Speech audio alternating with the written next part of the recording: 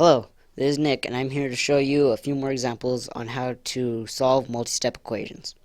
Now, what we could start with is combining like terms. So, in order to combine like terms, both variables have to be exactly the same. Like here, we have 2x and 2x. Those are exactly the same, so we can combine them.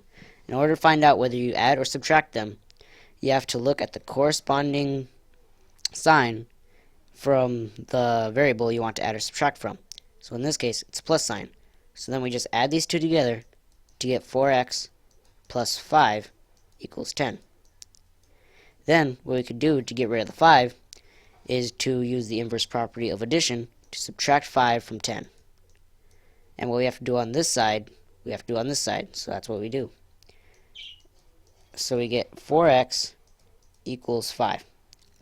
Then, in order to get x by itself, we have to divide 4x by 4. This is the inverse property of multiplication. And again, what we do on this side, we have to do on this side. So that leaves us with x equals 5 over 4.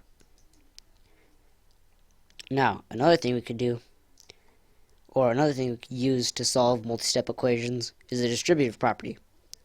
So here we have 3 parentheses 4 plus 2x equals, parentheses equals 10. So what we could do is when there are parentheses surrounding a group of numbers, you could use the number that corresponds with it and multiply it between them to get rid of the parentheses, making the equation easier. So all you do is multiply it by all numbers in the parentheses. So that will give us 12 plus 6x equals 10. And then, in order to do that, we just use what we did from the last example, and we could use the inverse property of addition to subtract 12, again from both sides, and that will give us 6x equals negative 2.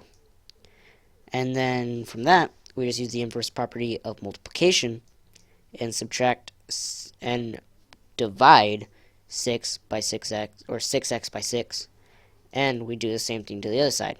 So that leaves us with x equals negative 2 over 6. And I hope this was helpful in our video and will give us a good grade. Thank you.